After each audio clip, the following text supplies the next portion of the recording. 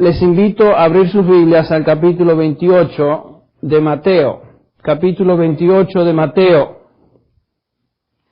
Nos enfocaremos en los primeros 10 versículos de este capítulo, que nos da una perspectiva de la resurrección del Señor Jesucristo desde la perspectiva de Mateo, así como el resto de los evangelistas nos dan también su perspectiva. Vamos a leer entonces los versículos del 1 al 10. Dice así: Pasado el día de reposo, al amanecer del primer día de la semana, vinieron María Magdalena y la otra María a ver el sepulcro. Y hubo un gran terremoto, porque un ángel del Señor, descendiendo del cielo y llegando, removió la piedra y se sentó sobre ella. Su aspecto era como un relámpago y su vestido blanco como la nieve, y de miedo de él los guardas temblaron y se quedaron como muertos. Mas el ángel respondiendo dijo a las mujeres: No temáis vosotras, porque yo sé que buscáis a Jesús, el que fue crucificado. No está aquí, pues ha resucitado como dijo. Venid, ved el lugar donde fue puesto el Señor.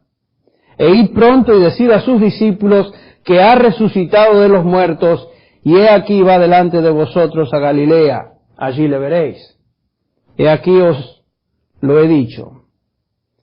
Entonces ellas, saliendo del sepulcro con temor y gran gozo, fueron corriendo a dar las nuevas a sus discípulos, y mientras iban a dar las nuevas a los discípulos, he aquí Jesús les salió al encuentro diciendo: Salve. Y ellas, acercándose, abrazaron sus pies y le adoraron.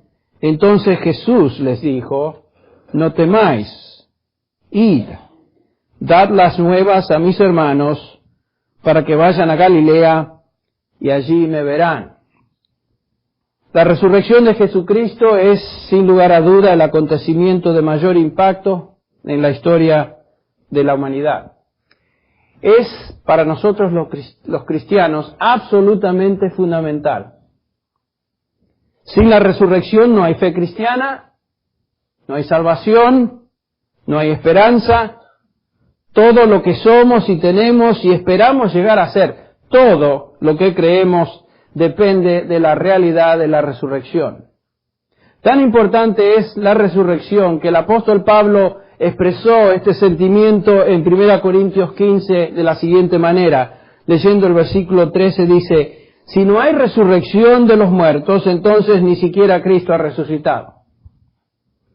Nuestra resurrección futura depende justamente de la resurrección de Jesucristo. El versículo 14: Y si Cristo no ha resucitado, la consecuencia es: vana es entonces nuestra predicación y vana nuestra fe. El versículo 15: Aún más, somos hallados testigos falsos de Dios, porque hemos testificado contra Dios que Él resucitó a Cristo, a quien no resucitó, si en verdad los muertos no resucitan. El versículo 17, salteando el 16, dice: Si Cristo no ha resucitado, vuestra fe, ¿qué es? Vana, vacía, falsa. Todavía estáis en vuestros pecados. Entonces, también los que han dormido en Cristo, en otras palabras, aquellos que pasaron a la eternidad confiando en Cristo Jesús, han perecido. Y si hemos esperado en Cristo Jesús para esta vida solamente, dice Pablo, somos de todos los hombres los más dignos de lástima. Imagínense. Si Cristo no resucitó, ¿saben qué? Cerremos nuestras Biblias, concluyamos esta predicación ahorita mismo, regresemos a nuestros hogares, continuemos nuestros quehaceres cotidianos, nunca más regresemos a la iglesia, comamos y bebamos, porque mañana moriremos y se acabó todo. ¿Ven? La resurrección entonces es la piedra angular de nuestra fe. Sin ella, todo el edificio se desmorona. No hay cristianismo sin la resurrección.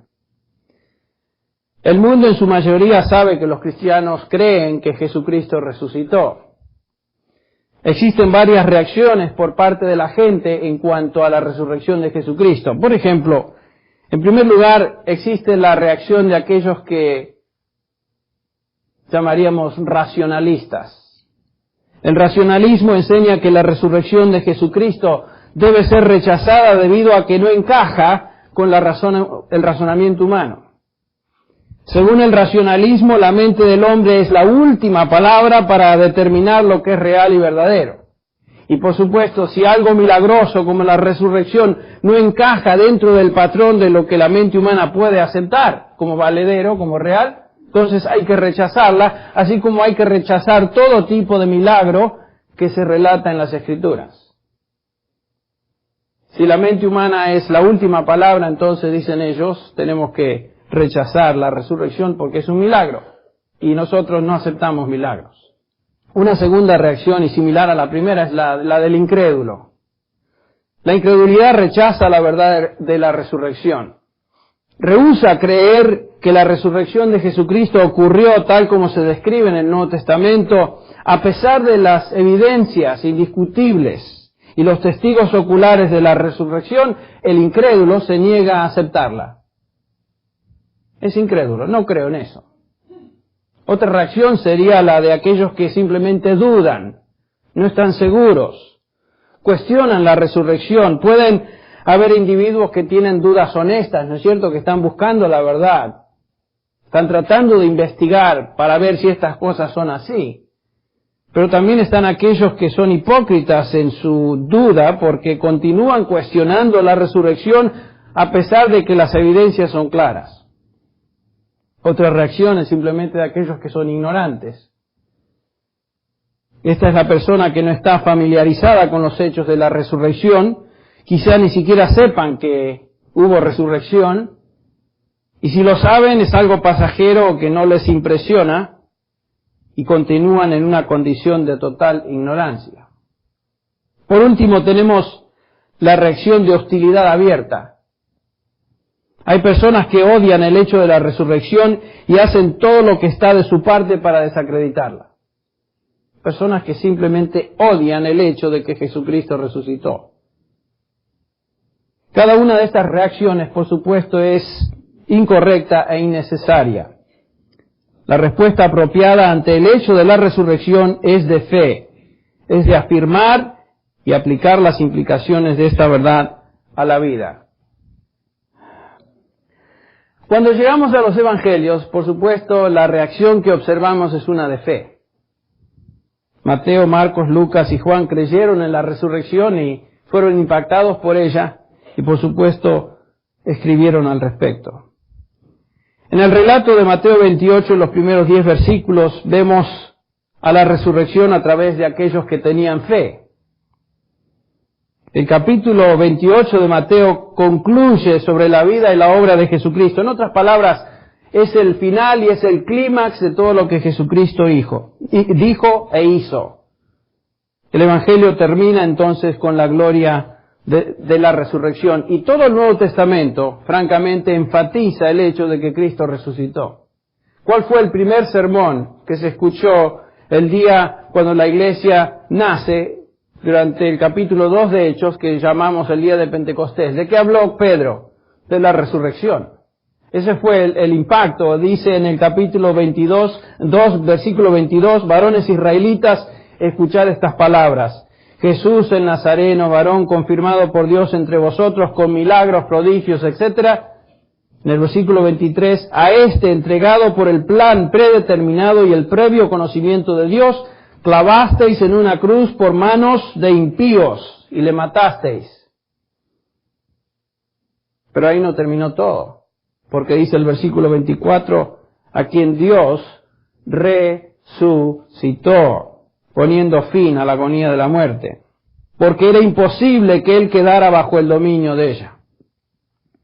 Pedro vuelve a predicar sobre la resurrección en el capítulo 4, otra vez toca el tema en el capítulo 10.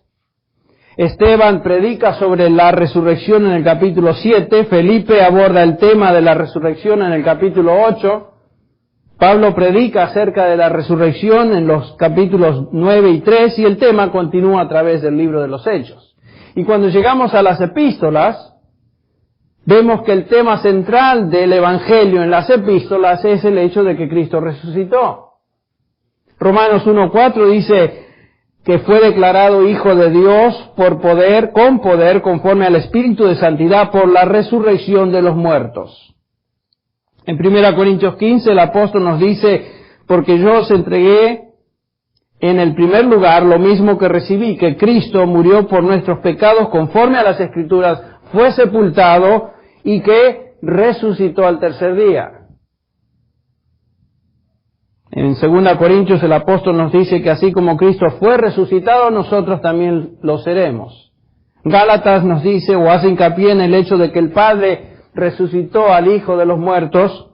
Efesios, Filipenses, Colosenses, Primera Tesalonicenses, todos enfatizan el hecho de la resurrección, y Apocalipsis comienza diciendo que Cristo tiene el derecho de apoderarse de la tierra, de ser el rey de este mundo, porque Él es el que estaba muerto y ahora ¿qué? Vive para siempre. Todo el Nuevo Testamento tiene como tema central entonces la resurrección de Jesucristo. El hecho de que estamos congregados aquí el día domingo testifica también el hecho de la resurrección. Cada domingo es el primer día de la semana y como ya dije, en él recordamos el hecho de que Cristo resucitó. Spurgeon dijo que cada primer día de la semana debemos de meditar en la resurrección de nuestro Señor y buscar de estar en comunión con Él en su vida de resurrección. No solamente celebramos su resurrección, sino que buscamos tener comunión con la vida de Cristo en su resurrección. Con Cristo estoy juntamente crucificado, no vivo yo ya, mas vive Cristo en mí. La vida que ahora vivo, la vivo por fe en Cristo Jesús. Efesios nos dice que fuimos resucitados junto con Él. Entonces el domingo no solamente celebramos la resurrección, sino que buscamos vivir en comunión con Cristo Jesús en su vida resucitada. Nuestra posición en Cristo. Ahora, esta es la base de nuestra esperanza como cristianos. Jesucristo nos dice, porque yo vivo, vosotros también ¿qué? Viviréis. En Juan 11:25, ustedes recuerdan las palabras del Señor, yo soy la resurrección y la vida. El que cree en mí, aunque esté muerto, vivirá. Y todo el que vive y cree en mí no morirá jamás. Y hace la pregunta el Señor a Marta, ¿crees esto? Por supuesto. Con esta expectativa entonces llegamos al relato de la resurrección. Los 4 evangelios presentan la resurrección de una manera única, subrayando elementos particulares del acontecimiento. No existe contradicción, hay armonía en el relato, pero cada uno de ellos es selectivo en lo que presenta, cumpliendo de esta manera el propósito que el Espíritu de Dios determinó para cada uno de ellos. Si ustedes leen los evangelios, podemos notar que el relato de la resurrección es distinto un poquito el uno al otro. No hay contradicción, pero se enfatizan elementos distintos. Y como vamos a notar, hay que armonizarlos. Al estudiar el relato de la resurrección en Mateo, estaremos fijándonos entonces en otros puntos de este mismo relato en los demás evangelios para enriquecer y complementar los datos de lo sucedido y así apreciar entonces mejor esta tremenda verdad. Cuando llegamos a este relato que acabamos de leer, Mateo 28, el evangelista Mateo nos da una perspectiva muy interesante. Presenta la resurrección de Jesucristo desde el punto de vista de las emociones de un grupo de personas, particularmente un grupo de damas, un grupo de mujeres. No nos da una descripción analítica, nos da una descripción de las emociones que estas damas, estas mujeres experimentaron al confrontarse con el hecho de la resurrección. Para comenzar, quisiera que veamos un poquito el contexto cronológico de lo que sucede. versículo 1 del capítulo 28, nos dice que pasado el día de reposo, al amanecer de la primera semana. El día de reposo es una traducción de la palabra sabbat, o sábado, de donde tenemos nosotros en español la palabra sábado. En griego dice opse sabatón, que quiere decir habiendo pasado bastante tiempo después del día de reposo, después del día sábado. La construcción indica que posiblemente varias horas habían transcurrido, hasta 10 horas, y se está acercando al amanecer del día siguiente. En Juan capítulo 20, el versículo 1, Juan dice que el primer día de la semana María Magdalena, y él hace hincapié en una de las mujeres, María Magdalena fue temprano al sepulcro cuando todavía estaba oscuro. Ni siquiera había despuntado el sol. El día de reposo había terminado la noche del sábado. Este es el tercer día en que el Señor Jesucristo había estado en la tumba. El Señor fue puesto en la tumba ¿cuándo? El día viernes. Pasó todo el día sábado y estamos ahora entrando al tercer día y el escenario está totalmente preparado para que suceda el gran acontecimiento del cual el Señor Jesucristo ya había hablado muchas veces. Muchas veces. Ustedes recuerdan, por ejemplo, esta es una de las citas. En Mateo 16, 21 dice: desde entonces Jesucristo comenzó a declarar a sus discípulos que debía ir a Jerusalén, sufrir muchas cosas de parte de los ancianos, de los principales sacerdotes y de los escribas, y ser muerto y resucitar al tercer día.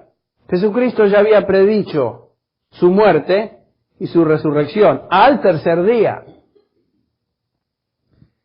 Los discípulos y las damas que aquí vemos, aunque escucharon este mensaje, les tomó tiempo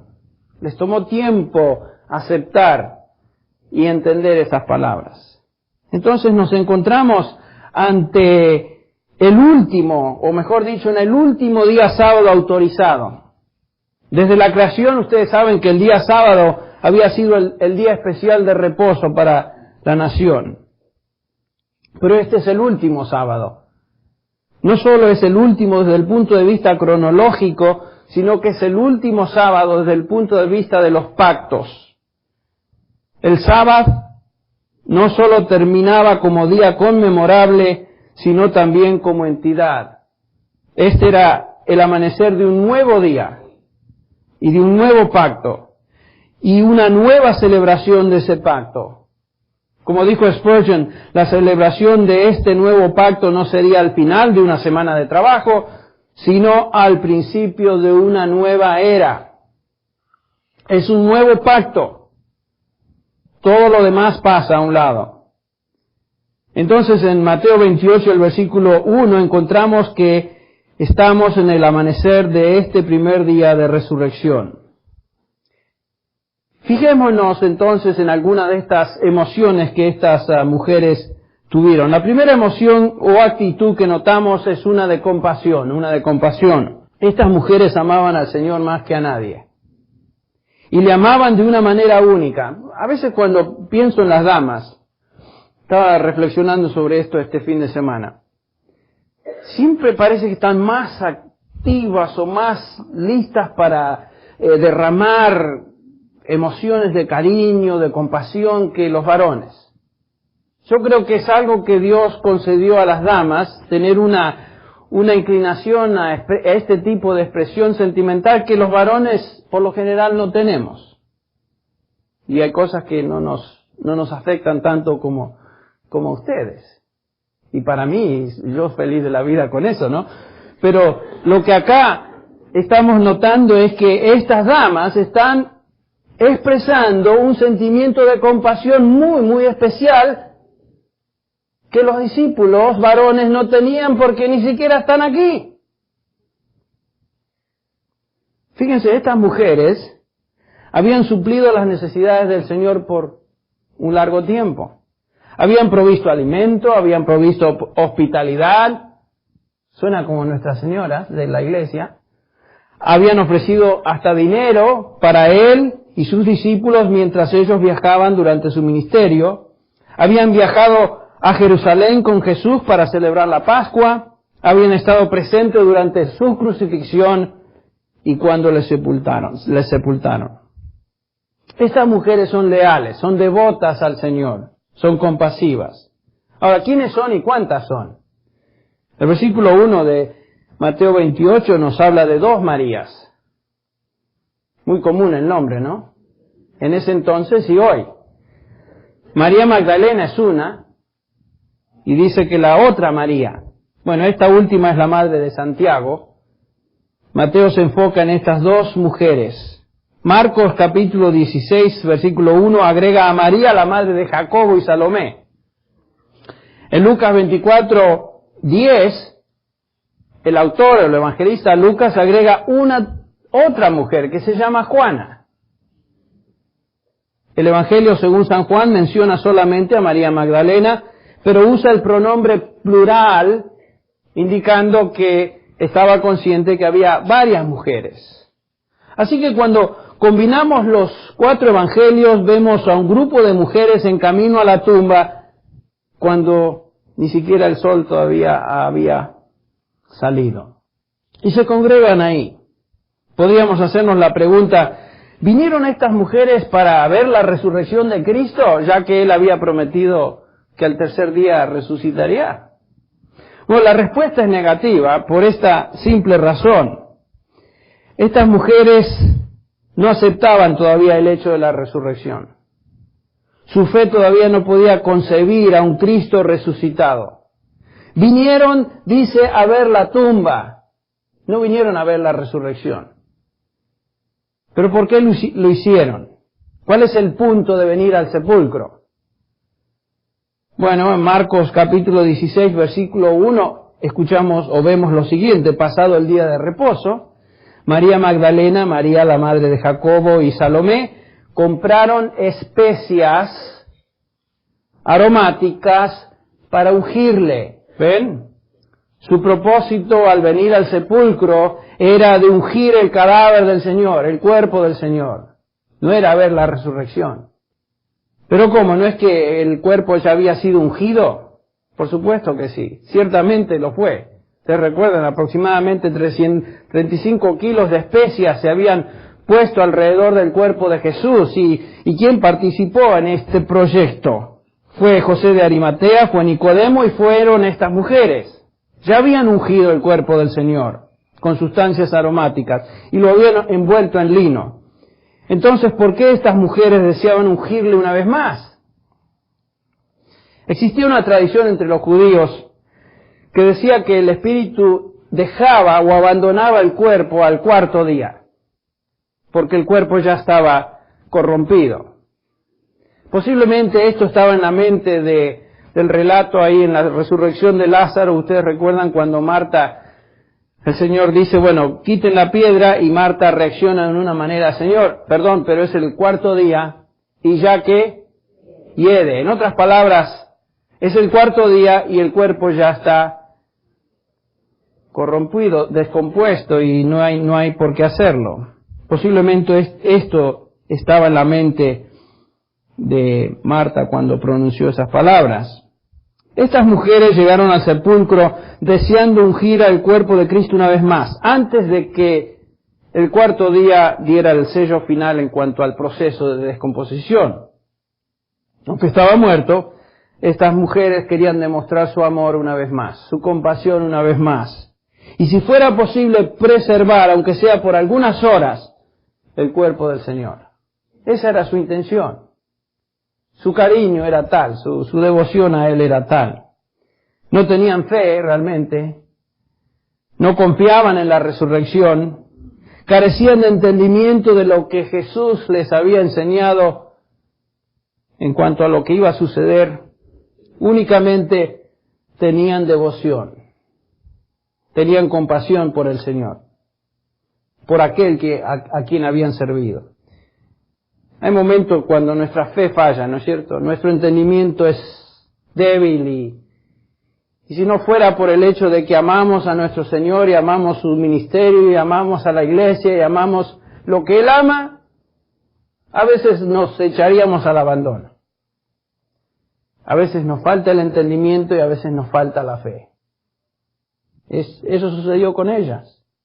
Es interesante notar que por lo menos ellas demostraron, como dije, compasión. Y estaban presentes.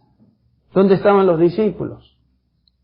¿Dónde estaban los siervos, los varones que sirvieron con el Señor? Bueno, no estaban ahí. Ahora, es interesante notar que esta emoción de compasión y lealtad y amor especial se convierte en otro tipo de emoción que notamos inmediatamente. En el versículo 2 nos dice que hubo un gran ¿qué? Terremoto. Se produjo un gran terremoto porque un ángel del Señor descendió del cielo y acercándose removió la piedra y se sentó sobre ella. Noten que este es el segundo terremoto en 3 días. Ustedes recuerdan que cuando Cristo murió hubo un terremoto. El capítulo 27 de Mateo, el versículo 50, si ustedes ven, dice que Jesús, clamando a gran voz, exhaló o expiró, y he aquí el velo del templo se rasgó en 2, y de arriba abajo, y la tierra tembló, y las rocas se partieron. Fue un gran terremoto también. Cuando Cristo venga por segunda vez, la Biblia nos dice que habrá muchos terremotos. Parece ser que cuando Dios está haciendo algo grandioso sobre la tierra, se está moviendo de una manera portentosa, la tierra tiembla. Es interesante, pero cada vez que Dios hace algo muy poderoso sobre este lugar que llamamos el mundo nuestro, la tierra, esta tiembla. Ahora, volviendo a nuestro relato, vemos que las mujeres se están acercando al jardín y hay un gran terremoto. ¿Qué causó este terremoto? ¿Qué causó este movimiento sísmico? Algunos han concluido que fue la resurrección de Jesucristo. Bueno, no es lo que dice el pasaje, nos dice que el terremoto fue la causa de un ángel que descendió sobre ese lugar y esto es lo que causó. Y también nos dice que removió la piedra y se sentó sobre ella. Ahora, ¿para qué removió la piedra el ángel? ¿Por qué es que el ángel removió la piedra? Algunos llegan a una conclusión hasta cierto punto lógica de decir, bueno, removió la piedra para que saliera Jesús, para que pudiera salir de su prisión. Estaba en la tumba y si resucitó tenía que salir. Por eso es ponerle limitaciones al Señor que no tienen justificación. Movió la piedra no para dejar salir a Jesús, sino para dejar entrar a las mujeres. El ángel movió la piedra para que las mujeres vieran que la tumba estaba totalmente vacía. Ustedes recuerdan que cuando ven ahí el lino y lo que habían puesto sobre él en orden, y Jesucristo ya no está. Ahora, ¿cómo es que Jesucristo salió de la tumba? De la misma manera que Jesucristo entró en el aposento alto cuando estaban reunidos los discípulos. Ustedes recuerdan en el capítulo 20 de Juan, donde dice que 8 días después sus discípulos estaban dentro y Tomás con ellos, el que dudaba, y estando las puertas cerradas, dice, Jesús vino y se puso en medio de ellos y dijo, pasa a vosotros. Imagínense, las puertas cerradas y de repente se aparece el Señor. Ahí está. Y se empieza, ¿y por dónde entró? Su cuerpo glorificado ya no estaba sufriendo las limitaciones de un cuerpo común como nosotros tenemos. Y saben ustedes que nuestro cuerpo en el futuro será semejante al cuerpo de su gloria. Tendremos este tipo de habilidad también. El punto es que Jesucristo no necesitaba al ángel para que le quitara la piedra para poder salir. Jesucristo ya había resucitado. Entre paréntesis, la resurrección fue invisible. Nadie la vio. Nadie la vio. Jesucristo ya había resucitado. El versículo 3 del capítulo 28 nos dice que la apariencia del ángel era de una tremenda brillantez, como un relámpago, imagínense. Yo creo que debió haber sido algo similar a lo que reflejaba a Moisés en Éxodo cuando, después de haber estado en la presencia de Dios, reflejaba la gloria de Dios a través de su rostro. Posiblemente esto es lo que sucede. La gloria de Dios se manifestaba a través de ese ángel. Y era tal la brillantez que se veía como si fuera un relámpago. Sus vestiduras como la nieve. Y por supuesto, la reacción de los guardas fue una de más que temor. Fíjense que el versículo 4 nos dice, y del miedo los guardas temblaron y se quedaron como muertos. O sea, se desmayaron. Ustedes han visto personas o han oído de personas que se desmayan del miedo. Bueno, esto le sucedió a estas personas. Fueron víctimas del poder de Dios. Vemos también que las mujeres se atemorizaron. No se desmayaron, pero nos dice Marcos 16:5, y entrando al sepulcro vieron a un joven sentado al lado derecho, vestido con ropaje blanco, y ellas se asustaron. Reina Valera dice, se espantaron. En otras palabras, las mujeres se espantaron también de ver a este ángel, aunque no se desmayaron.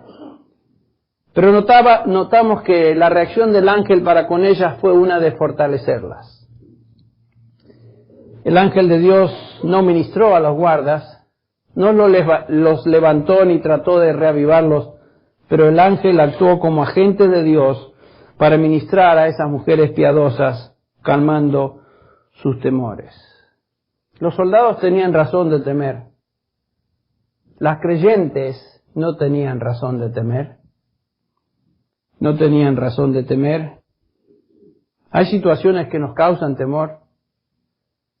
Cuando no entendemos lo que sucede, cuando las circunstancias son difíciles, cuando no alcanzamos a percibir y nos falta la fe, nos da temor. Pero la reacción del Señor a través del ángel es, no temáis vosotras. Compasión de Dios para con ellas. El ángel continúa diciendo, sé que buscáis a Jesús, el que fue crucificado. En otras palabras, sé por qué están aquí. Dios nos conoce, Él es nuestro consolador, Él sabe las intenciones de nuestro corazón. Dios es misericordioso y aun cuando flaqueamos, el Señor conoce lo más profundo de nuestro corazón. Él nos conoce, se acuerda de que somos polvo, dice el salmista, y nos trata con esa ternura, porque somos suyos, pertenecemos a Él.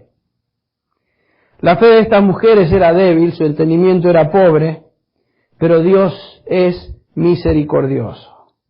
Nos dice el versículo 6 que no está aquí, ha resucitado. Ese es el mensaje del ángel. La palabra es una que se usa de una persona que estaba realmente muerta. No es que se había desmayado, como dicen algunos, y de repente en el frío de la tumba se reavivó. Se despertó y dice, ¿qué estoy haciendo acá? Y salió. Él estaba muerto, pero ha resucitado de los muertos, dice el ángel. El verbo se encuentra en una forma pasiva, lo cual nos dice lo siguiente. Enfatiza la Biblia que Cristo fue resucitado por el poder del Padre. En Gálatas 1:1, Pablo apóstol, no por parte de hombres ni mediante hombre alguno, sino por medio de Jesucristo y de Dios Padre, que le resucitó de entre los muertos. O sea, el Padre resucitó a su Hijo. Pero yo pensé que Cristo también tenía el poder de dar vida y quitar vida. Por supuesto, en el capítulo 10 de Juan nos dice el Señor Jesús, nadie me quita la vida, sino que yo la doy de mi propia voluntad, tengo autoridad para darla y tengo autoridad para tomarla de nuevo. Este mandamiento recibí de mi Padre. En otras palabras, Cristo también actuó en la resurrección. Y es muy interesante que en Romanos 8:11 leemos estas palabras, pero si el Espíritu de aquel que resucitó a Jesús entre los muertos. Un momentito, ¿no fue el Padre que resucitó? ¿No fue el Hijo que también actuó en la resurrección? Por supuesto, aquí vemos que el Espíritu Santo está envuelto en la resurrección, o sea, toda la Trinidad involucrada en la resurrección del Hijo. Padre, Hijo, Espíritu Santo. La declaración del ángel es que Cristo vive, ha resucitado y después agrega como dijo. En otras palabras, esto es de acuerdo a lo predicho por el mismo Señor en muchas ocasiones. El ángel les recuerda eso a las mujeres. El versículo 6 dice, ved el lugar donde fue puesto el Señor. En Lucas leemos en el capítulo 24, y cuando entraron, no hallaron el cuerpo de Jesús.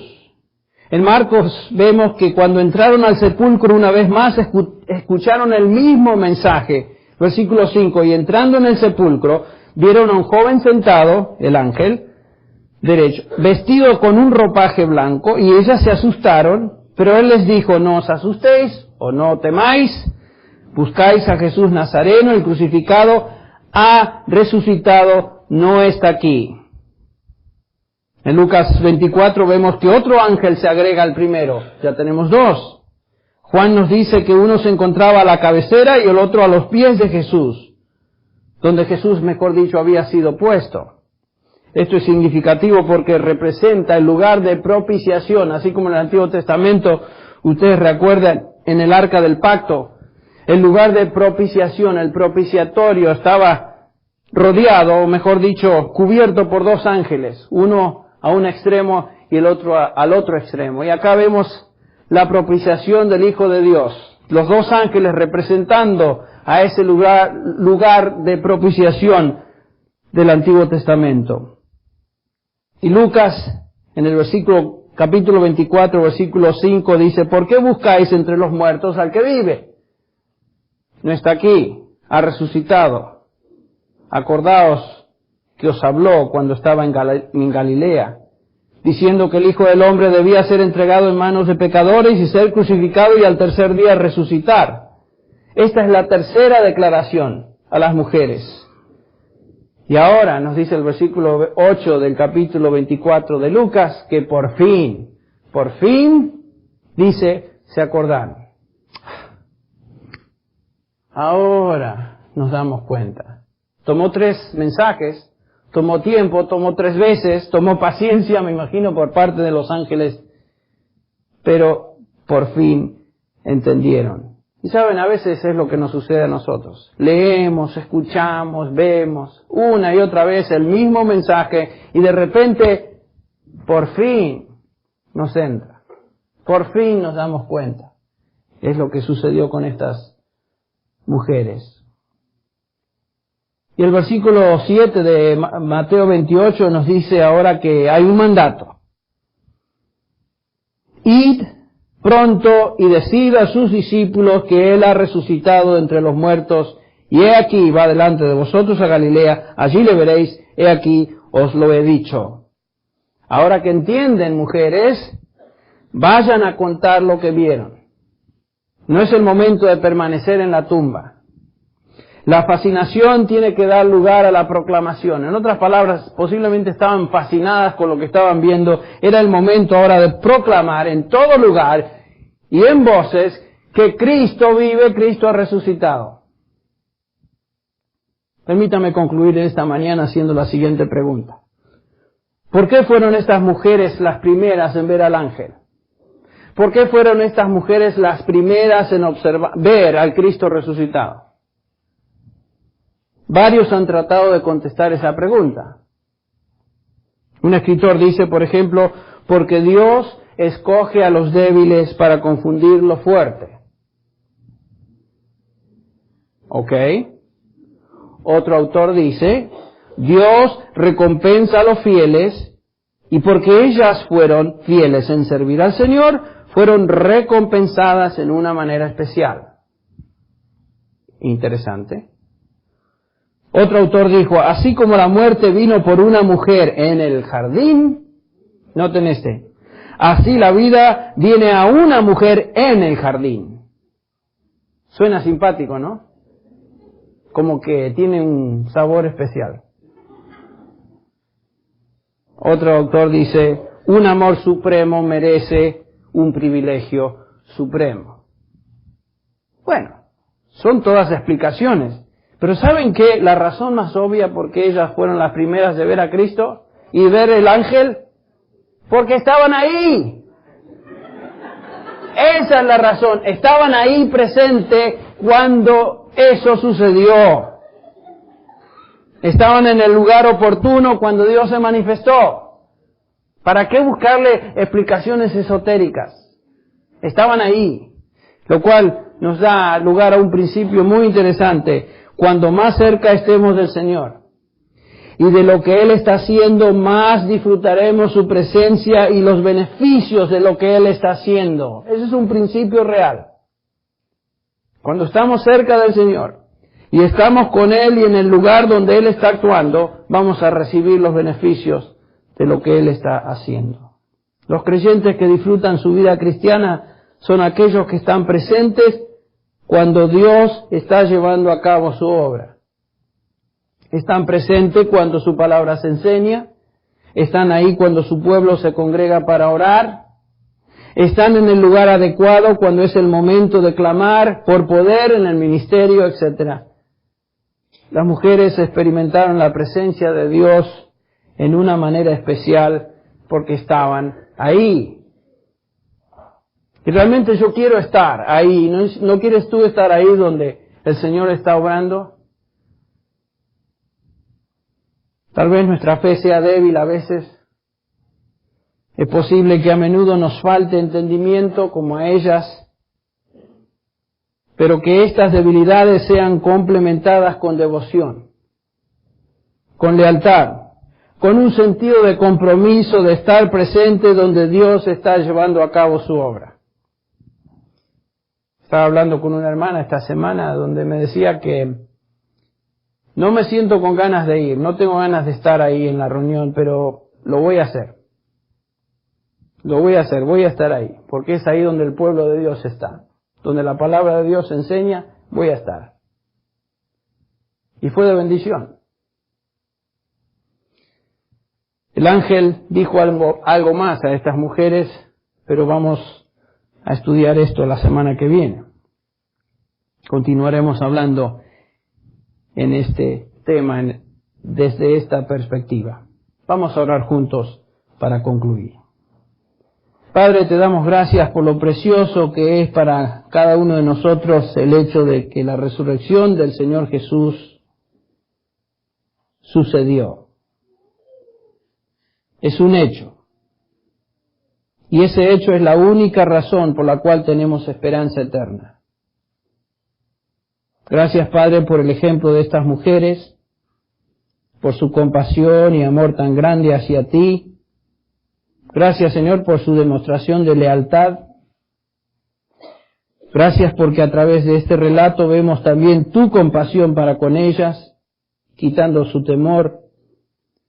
Como hijos tuyos nos enseñas a no tener temor, sino a confiar. Aun cuando no entendemos lo que sucede a nuestro alrededor. Ayúdanos como estas mujeres a estar en el lugar donde tú llevas a cabo tu obra y donde tu poder se manifiesta. No permitas que gastemos nuestro tiempo en cosas y lugares secundarios al reino de Dios y su justicia. Pedimos estas cosas en el nombre de aquel que resucitó de los muertos, por tu poder, nuestro Señor Jesucristo. Amén.